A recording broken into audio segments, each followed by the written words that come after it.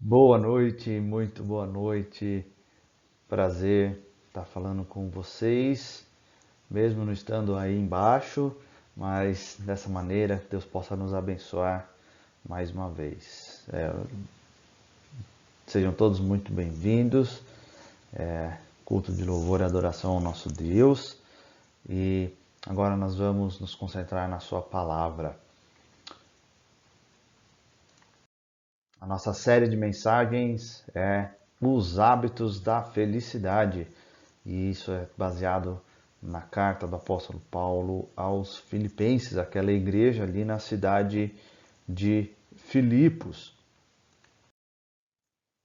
E o título de hoje é A Prática da Vida Cristã, a sua segunda parte. Nós temos visto que essa admiração que nós temos muitas vezes por um grande indivíduo, ela pode nos servir de inspiração, mas de nenhuma maneira ela gera ou traz alguma coisa de capacitação a cada um de nós. Nós precisamos de algo maior além do exemplo exterior.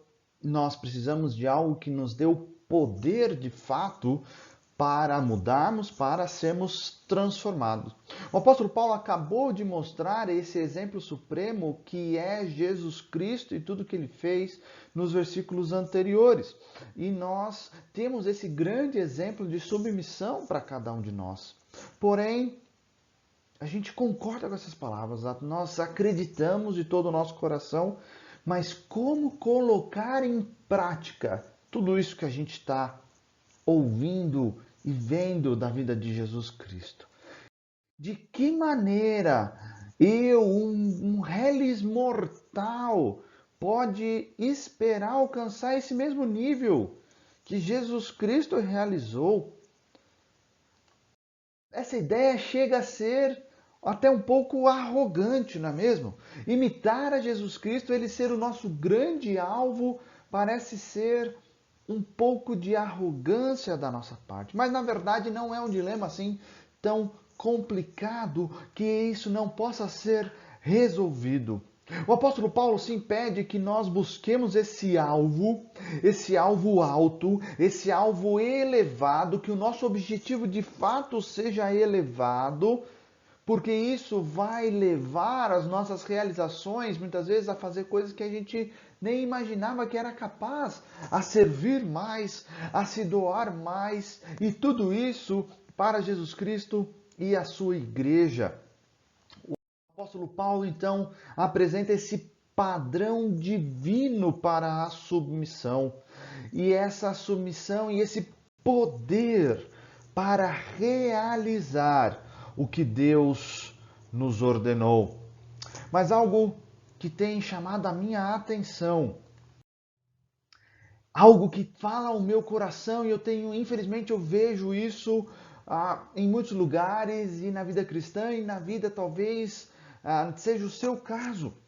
Algumas pessoas, alguns cristãos têm levado a vida como uma série de altos e baixos, como se vivesse numa montanha russa constante, momentos de frenesi espiritual, momentos de quebrantamento maravilhoso, porém, posteriormente isso, vales profundos, momentos onde chega a ser até uma depressão espiritual, um momento de afastamento total. E creio que essa não seja a vontade de Deus para as nossas vidas como cristãos. Creio que a vida cristã é esse processo contínuo, constante, onde Deus opera em nós, enquanto eu e você praticamos tudo aquilo que Ele vem nos ensinando por meio da Sua palavra. A submissão, ela é cultivada quando nós nos agarramos, quando nós nos apropriamos dessas provisões que o nosso próprio Deus coloca à nossa disposição.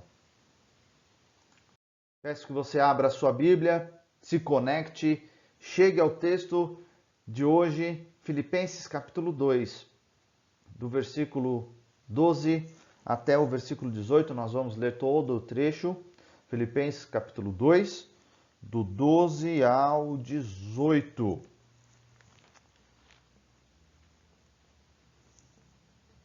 Diz assim a palavra de Deus: Assim, meus amados, como sempre vocês obedeceram, não apenas na minha presença, porém muito mais agora na minha ausência, ponham em ação a salvação de vocês com temor e tremor, pois é Deus quem efetua em vocês tanto o querer quanto o realizar de acordo com a boa vontade dele. Façam tudo sem queixas nem discussões, para que venham a tornar-se puros e irrepreensíveis, filhos de Deus inculpáveis no meio de uma geração corrompida e depravada, na qual vocês brilham como estrelas no universo, retendo firmemente a palavra da vida. Assim, no dia de Cristo, eu me orgulharei de não ter corrido, nem me esforçado inutilmente. Contudo, mesmo que eu esteja sendo derramado como oferta de bebida sobre o serviço que provém da fé que vocês têm, o sacrifício que oferecem a Deus, estou alegre e me regozijo com todos vocês. Estejam vocês também alegres e regozijem-se comigo. Até aqui. Vamos orar? Pai querido, Pai amado, Senhor Deus, muito obrigado pela Tua palavra. Muito obrigado porque a Bíblia fala aos nossos corações. Nesse momento, Senhor, pedimos pelo ministério de iluminação do Espírito Santo, que Ele possa nos trazer a interpretação correta e a aplicação desse texto em nossas vidas. É o que nós pedimos ao Senhor, pelo nome do Senhor Jesus Cristo. Amém.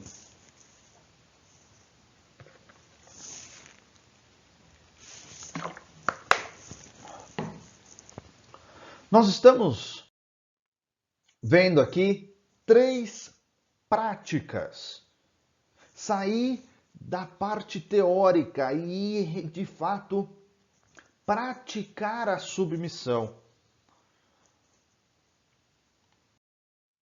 Nós vimos a primeira na semana passada, que é cumprir um propósito, e nós vimos o começo da segunda, que é receber poder. Então hoje nós veremos o restante da segunda prática e a terceira prática. Então preste atenção. E nós temos, sobre essa questão do poder, nós temos alguns instrumentos que pelo Espírito Santo de Deus, Deus usa em nossa vida. E quais são esses instrumentos? A Bíblia, a oração e o sofrimento. Começando pela Bíblia, pela palavra de Deus.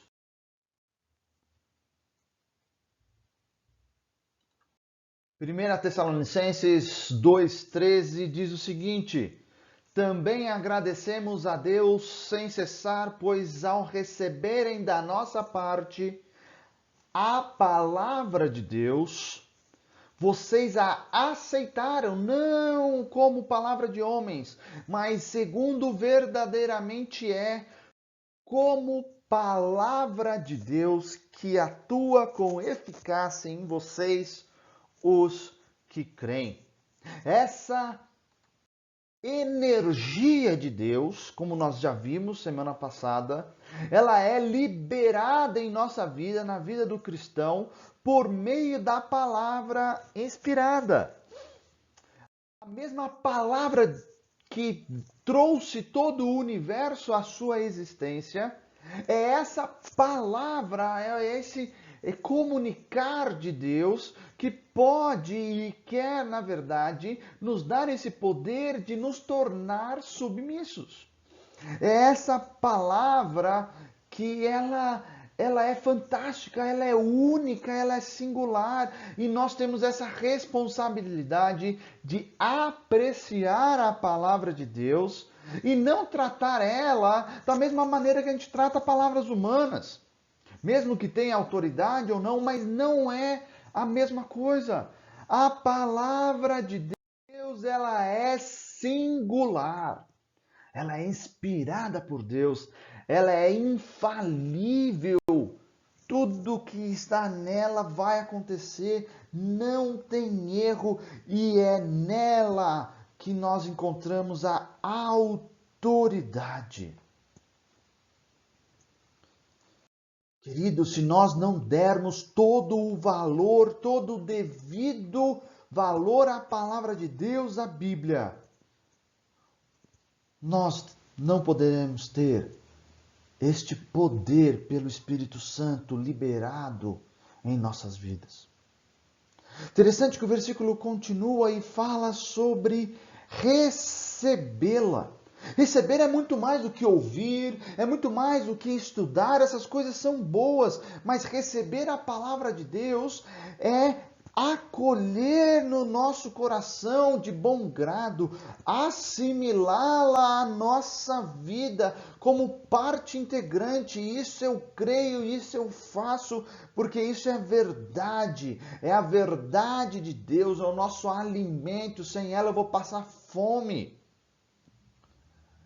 E é incrível como tem muita gente comendo fast food espiritual, esperando encher a barriga, mas está passando muita fome. E sabe o que acontece quando pessoas veem de fato a palavra de Deus na sua essência?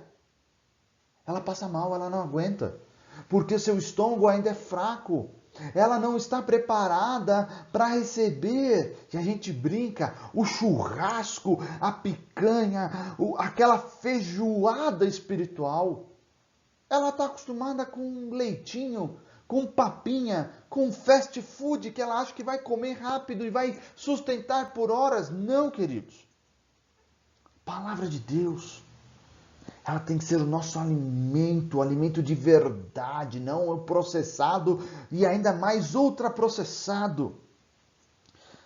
E nós devemos aplicar a palavra de Deus à nossa vida. Quando nós cremos na palavra de Deus e agimos de acordo com essa fé, aí sim, o poder de Deus é liberado em nossas vidas. Quando o anjo se acerca a Maria, ele diz: nada é impossível para Deus. Isso está em Lucas capítulo 1. Outra tradução desse trecho pode ser a seguinte: nenhuma palavra que Deus fala é destituída de poder. Ou seja, tudo que Deus fala tem poder, porque é a palavra dele, não é a palavra nossa.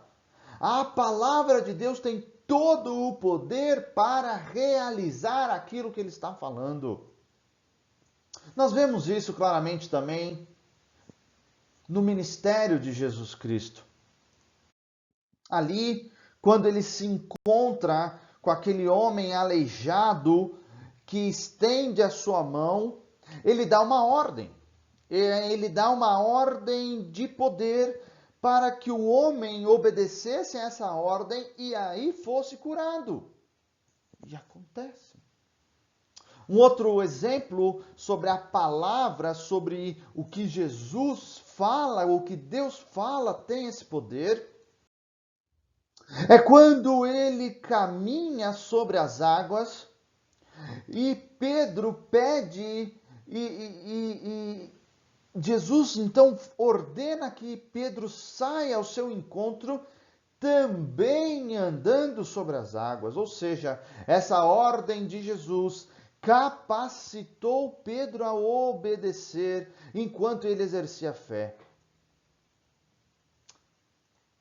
Queridos, é essa fé nas promessas de Deus, na palavra de Deus, na Bíblia, na sua revelação completa, que vai liberando este poder por meio do Espírito Santo nas nossas vidas. Deus não apenas ordena, mas Ele também nos capacita a obedecer. O Espírito Santo registra todas essas promessas para nós na Bíblia. E é o Espírito Santo que nos dá fé para nos apropriarmos dessas promessas. 2 Coríntios 1:20 diz que quando essas promessas foram feitas por Deus, temos em Cristo o sim. Por isso, por meio dele, por meio de Cristo, o amém é pronunciado. O assim seja é pronunciado para nós, para a glória de Deus, não para a nossa própria glória. Então, nós temos o primeiro instrumento, que é a Bíblia. O segundo instrumento é a oração. Todo aquele que deseja que o poder de Deus opere em sua vida, ele deve dedicar um bom tempo diário à palavra de Deus e à oração ao nosso Deus. A oração é esse instrumento de Deus nas nossas vidas, onde Deus opera na vida dos seus filhos. Efésios capítulo 3, versículo 20, um versículo bem conhecido, fala que Deus, aquele que é capaz de fazer infinitamente mais do que tudo o que pedimos ou pensando, de acordo com o seu poder que atua em nós, ou seja, aquilo que nós pedimos ou pensamos, as nossas orações, Deus efetua o seu poder em nós. O Espírito Santo ele está intimamente relacionado a essa prática constante, diária da oração nas nossas vidas. O livro de Atos ele deixa muito claro que a oração é uma fonte divinamente ordenada desse poder espiritual. E ainda mais, que a palavra de Deus, que a Bíblia e a oração andam juntos. Não é bíblico, não é sábio alguém que valoriza tanto a palavra de Deus, tanto a correção e não ora. Ou alguém que ora, se debruça e não tem a mesma devoção pela palavra de Deus. E estas duas práticas devem andar juntas. Eu e você temos que encontrar um tempo, temos que fazer um tempo. Essa é a prioridade na nossa vida. Separar um tempo para orar. Porque muitas vezes a gente não sabe porque Deus não opera por meio da nossa vida. E aqui está uma possível resposta. Como anda a sua vida de oração? Interessante pensar que por esses personagens bíblicos que nós vemos e a gente a gente gosta de saber da vida deles, o que eles fizeram, o que eles deixaram de fazer, eram homens de oração. Eram pessoas, homens, mulheres, crianças, senhores, senhoras, que entenderam esta prática, que entenderam a necessidade de priorizar esse momento constante, diário com o seu Deus. E assim eram capacitados por esse poder. Terceiro e último instrumento é o sofrimento. O Espírito de Deus opera de uma maneira super especial na vida dos cristãos, para que aqueles que sofrem, eles sofram para a glória de Deus. As tribulações servem para purificar o cristão e dar poder para servir mais ao Senhor. O próprio apóstolo Paulo experimentou na cadeia em Filipos, onde ele foi açoitado e foi colocado no tronco, a prova disso. A prova que mesmo em meio ao sofrimento, ele conseguia cantar e louvar ao nosso Deus. O texto em Atos capítulo 16 fala desse fogo da sua tribulação ele permitiu também que o apóstolo perdoasse o carcereiro.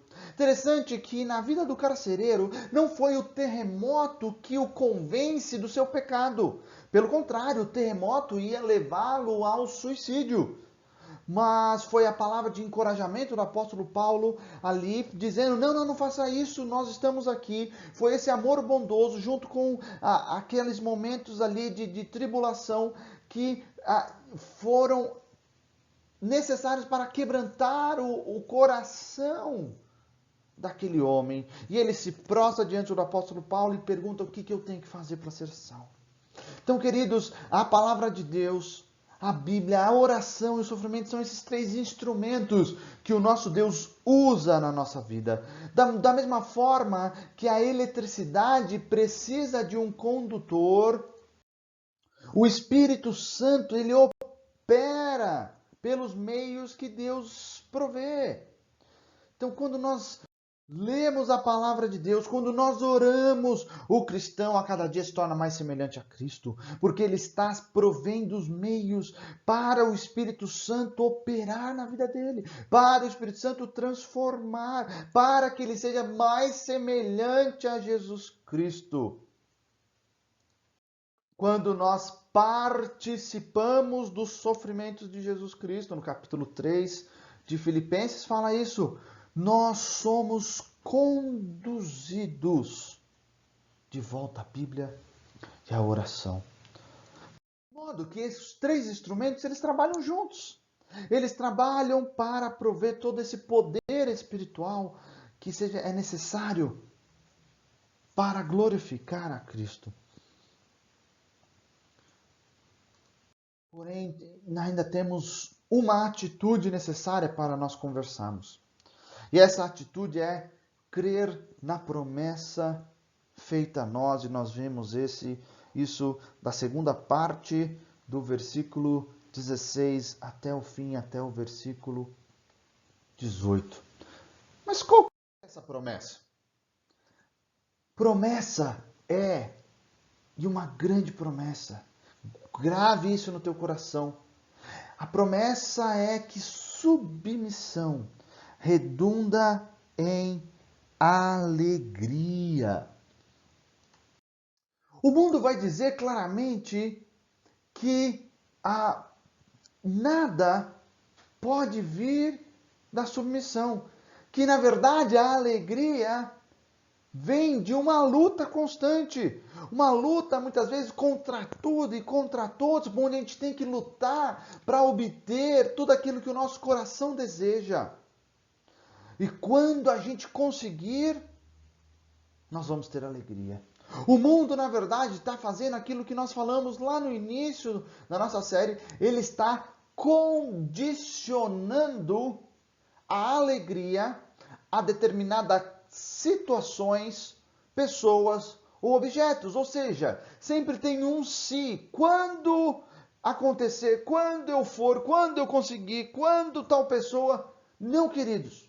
O exemplo de Jesus é essa prova suficiente que essa filosofia do mundo está errada. Arranque isso da sua mente, arranque isso do seu coração. Em momento algum, Jesus foi pela força para conseguir estabelecer tudo aquilo que ele tinha que fazer. Não! Ele vence a maior de todas as batalhas, que é a batalha contra o pecado. Ele subjuga, ele derrota o ódio ao demonstrar amor. Ele derrota as mentiras mostrando a verdade. Jesus Cristo foi vitorioso porque ele se entrega. Nós cristãos também devemos ter essa mesma atitude. E nós temos que ter a ousadia, a coragem, a bravura de crer na mesma promessa. Pois todo o que se exalta será humilhado, e o que se humilha será exaltado. Lucas 14, 11. Bem-aventurados os pobres em espírito, pois deles é o reino dos céus. Mateus 5, 3. Queridos, quem possui e pratica essa atitude atitude de submissão, tem uma grande alegria no porvir. Nós vemos isso no versículo 16. Mas também tem muita alegria no aqui, no agora, no já. E nós vemos isso no versículo 17 e 18. Paulo fala: eu estou alegre, me regozijo com todos vocês. Estejam vocês também alegres e regozijem-se comigo. No dia que nós nos encontrarmos com Cristo, Deus vai recompensar a cada um daqueles que foram fiéis a Ele. Deus vai recompensar, Deus vai ver tudo aquilo. E o cristão fiel, ele vai descobrir que esse sofrimento que nós estamos passando aqui na terra foi transformado em glória lá no céu. Ele vai ver que o seu trabalho não foi de nenhum modo em vão. E, querido, tenha isso em mente, o menor dos trabalhos, se existe isso, não existe trabalho pequeno para o nosso Deus. Todo trabalho ele é relevante, não importa o que seja, ele não é em vão. Foi esse tipo de promessa que Deus nos deu. E é nisso que nós temos que ter certeza, nessa alegria futura que o nosso Salvador conquistou para nós na cruz. Mas a gente não precisa só ficar esperando esse momento maravilhoso. Ele pode ser uma realidade hoje. Nós podemos experimentar a alegria hoje. Essa alegria é uma realidade presente. Sabe como ela é concretizada? Sabe como ela é realizada? Por meio de sacrifício e de serviço. É impressionante que nesses versículos, desses 2 versículos, o apóstolo Paulo trata sobre sacrifício. E mesmo assim o apóstolo trata sobre alegria. E ele insta, ele pega e prega firmemente para que todos sejam alegres com ele. A maioria talvez vai associar sofrimento à tristeza, mas o apóstolo Paulo vê claramente que os sofrimentos e os seus sacrifícios são uma porta para uma alegria mais profunda em Cristo. No versículo 17, ele compara a experiência do sacrifício com uma libação, como essa oferta de bebida que era derramada pelo sacerdote, como nós vemos em Números capítulo 15. A grande possibilidade é que o apóstolo Paulo sentia que ele estaria chegando no final da sua vida, da sua jornada. Que ele seria condenado no seu julgamento em Roma e seria executado. Mas de nenhuma maneira isso o priva da sua alegria. A sua morte seria esse sacrifício voluntário. Um ministério completamente sacerdotal por amor a Cristo, por amor à igreja, por amor aos filipenses, por amor a nós que temos por meio do Espírito Santo o registro de tudo isso. Isso seria motivo de alegria, de gozo, de uma grande manifestação de amor ao nosso Deus. Queridos, sacrifício e serviço são características dessa submissão. E a pessoa que tem essa atitude submissa experimenta uma alegria, mesmo em meio ao sofrimento.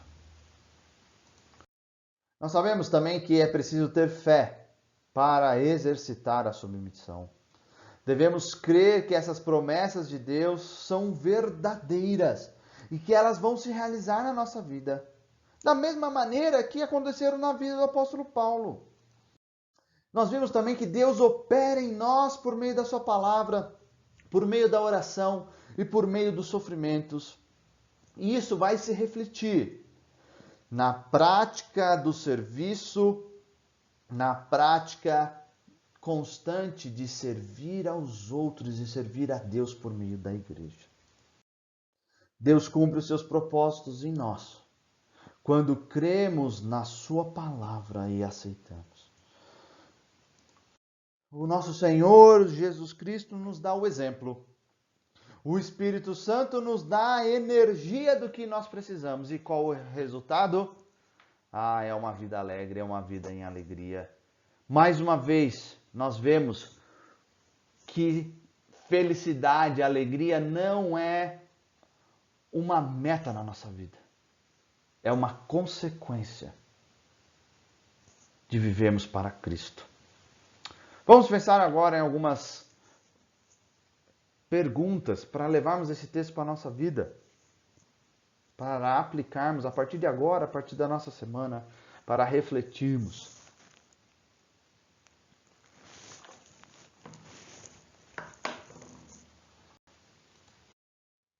Será que de fato eu creio que a Bíblia é singular, é única, que ela é inspirada por Deus, ela é infalível, ela é investida de autoridade, ela é a autoridade final na minha vida, superior à minha opinião, superior a doutrinas de homens, superior à opinião de qualquer pessoa? Ou eu creio que a Bíblia é um livro qualquer, é um livro legal, que fala coisas boas, mas ela foi escrita por homens. O que eu creio sobre a Bíblia? Queridos, isso vai fazer total diferença na sua vida. O que você crê sobre a Bíblia. Segundo lugar, eu entendo que a prática da oração está relacionada à capacitação do Espírito Santo, ou seja, quanto mais eu oro, quanto eu mais me dou em oração, eu invisto em oração, mais Deus vai operar na minha vida por meio do seu poder. Eu tenho de fato entendido isso e eu tiro um tempo da minha vida para orar, sozinho. A reunião de oração, esse privilégio que nós temos nas nossas programações, é prioridade na minha semana vir orar com os meus amigos, vir orar com os meus irmãos. Querido, qual a importância da oração? E lembrando, a Bíblia tem a sua importância e a oração do mesmo modo. Aquele que coloca a Bíblia em autoestima e a lê e a pratica, mas ora pouco, está faltando algo. E ao contrário também, aquele que ora muito, mas não lê, não pratica, não se atenta à palavra de Deus, também está faltando algo. As duas têm que andar juntas. Terceira pergunta. Será que eu, de fato, tenho a percepção que as tribulações vão me purificar e vão me dar poder para servir ao Senhor? Será que eu e você seríamos capazes de dizer o que o apóstolo Paulo fala em Filipenses 3:10 para participar dos sofrimentos de Cristo? Não, já foi suficiente. Deixa Jesus lá com seus sofrimentos. O apóstolo Paulo, um ótimo exemplo, né? Mas eu não preciso, não preciso. Ou, queridos, eu entendo que isso faz parte da vida cristã, eu me preparo para isso, e momentos assim me purificam porque eles me conduzem de volta à Bíblia e à oração. Interessante que esse tempo de pandemia eu tenho percebido algumas pessoas falando da necessidade de voltar-se para Cristo, da necessidade de voltar mais a ler a palavra de Deus, da necessidade de orar mais, e é exatamente isso. Parece que esses momentos de tribulação fazem isso, purificam os verdadeiros cristãos e dá esse ânimo, tudo aquilo que nos faltava. Por outro lado, eu tenho visto que essas tribulações servem para peneirar aqueles que pareciam super crentes ou super religiosos, mas hoje falam: não, isso não faz mais parte, eu gosto de ouvir um sermão aqui e ali, mas eu posso fazer isso da minha casa, eu não preciso mais da igreja, eu não preciso mais ler a Bíblia, eu não preciso mais orar. Queridos, engano, não caiam nessa. Nós falamos no domingo passado sobre esse pessoal que está vivendo, parece, uma quarentena espiritual. Saia dessa, não caia nisso. Por fim, será que eu acredito que os sofrimentos são portas para uma alegria mais profunda em Cristo? Ou de fato eu tenho associado o sofrimento à tristeza? Não. Quando nós entendemos, e quanto antes nós entendemos o que Deus quer que a gente aprenda nesse sofrimento, melhor, é mais rápido, nós podemos ajudar outras pessoas. Nós vamos associar os sofrimentos a uma alegria profunda em Jesus Cristo. Hoje nós vimos então que nós devemos cumprir um propósito. Nós devemos receber poder e nós devemos crer em uma promessa para ter uma atitude de submissão. Já vimos o exemplo maior, Jesus Cristo. Vimos as atitudes. Agora a bola está com a gente. Todos nós somos indesculpáveis. Agora vou praticar ou não? Cumprir um propósito, receber poder e crer nessa promessa para ter uma atitude de submissão. Vamos orar? Pai querido, Pai amado, Senhor, muito obrigado porque a Tua palavra fala claramente aos nossos corações. Senhor, peço que o Senhor ajude a cada um dos meus irmãos aqui, a cada um dos que me ouve, e a mim, Senhor,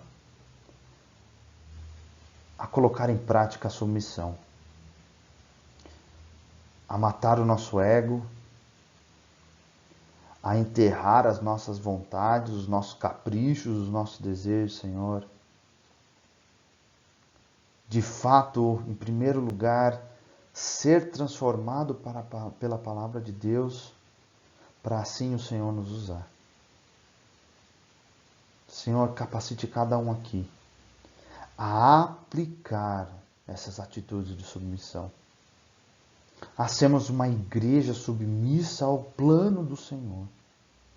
E, Senhor, que todos aqui, Senhor, todos, sem exceção, possam experimentar desse poder vindo de uma vida constante e diária de contato com a Tua palavra, de leitura da Tua palavra e de oração. Senhor, também peço que o Senhor não nos prive das provações, mas em meio às provações, Senhor, nos dê o privilégio de vermos que isso é alegria, que isso é para o nosso bem, é para o bem da Tua obra, é para o bem do Teu reino. Senhor, abençoe cada um aqui de uma maneira especial. Oramos assim, no precioso nome de Jesus Cristo. Amém e amém.